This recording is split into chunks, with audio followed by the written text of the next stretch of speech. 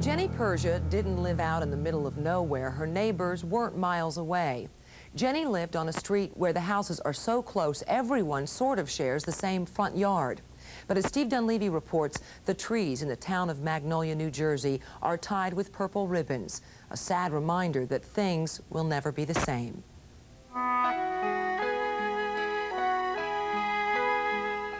She was an angel with a dirty face, a tomboy who looked great in a dress. And some might say that God had been overly generous to Jennifer Persia. She was a daughter that anybody would like to have. If we had a child right now, I would like to have somebody like her. I remember when I was first dating my husband, she always wanted to comb my hair, brush my hair. And when her Uncle Lee married Susan, Jennifer got top honors. She was the flower girl at our wedding. She was 5 at the time, and she was the cutest little thing. I personally felt she was the highlight of the wedding because she always had this silly little grin, and she looked like a little cherub or a little angel. And as that little angel grew up, she never changed. She always radiated happiness.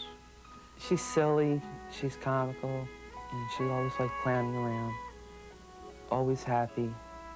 Whether it was a good day or a bad day, she was always that sparkle that no matter how bad a day you had, it wasn't that bad because she was still there smiling. Smile on her face. At the age of 16, she could outrun the boys in the track team, throw discus, play the sax, and was a member of the school band color guard. Jennifer had just turned 16, and the world had endless possibilities until 2 weeks ago. It was the day after Easter. School was closed. She went to track practice in the morning, then came home, spent the day doing what 16-year-old girls do. She was on the phone a lot.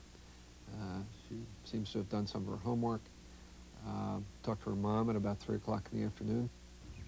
Then, as kids played and families prepared dinner, and a warm spring breeze blew through the quiet little town of Magnolia, Jennifer Persia was in her home, being murdered. Jennifer was stabbed in the trunk more than 20 times.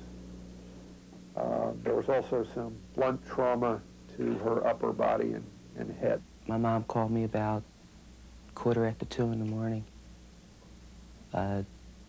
Tuesday morning.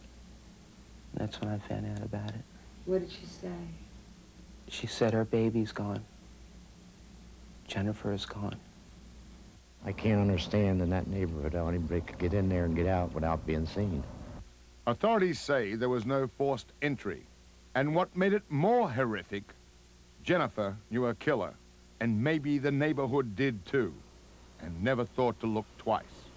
She did everything she could to save her own life. She was stabbed some 24 times. She was strangled, she was beaten, but she still had the strength during that struggle to resist valiantly. Jennifer's will to live was strong, and because of evidence found at the scene, police believe Jennifer was able to injure her killer by smashing him with a mug. This was someone who had terrible bottled-up rage against women or against Jennifer in particular. It was Jennifer's mother, Georgia, who found her daughter's body when she came home from work. I know that she tried to resuscitate her or whatever, or get someone to help her. I don't think she really believed that she was dead when she first came home. As the town of Magnolia mourned and cops searched for clues, the senseless death of this teenager became more bizarre. Cops found $200 of Susan B. Anthony coins missing. It's like, why just that, not, you know, if there was jewelry in the house or something like that, why didn't they take that too? Why just take the Susan B. Anthony's? Questions went unanswered. Preparations were made to put Jennifer to rest. Family and friends gathered. Some wondered if the murderer was there among them, one of their own. If he doesn't turn himself in, and Mick or one of 20 other people get a hold of him, it'll be the longest, slowest, most miserable death the person ever figured, and the state doesn't have to worry about finding him because he won't be found. Others mourned in a different way. Well, I already said my goodbyes, and I like to think that I'll see her again someday.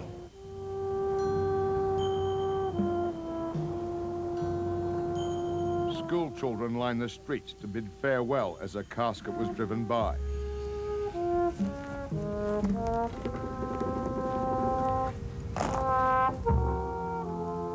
And her school band played on through their tears.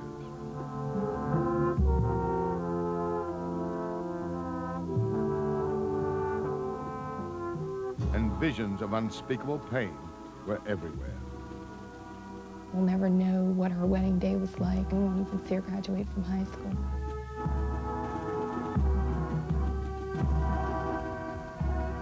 It's hard to know that she was cut down in the prime of her life.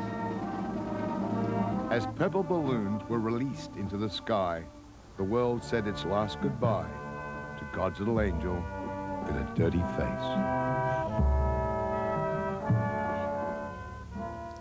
Police are still investigating Jenny's murder.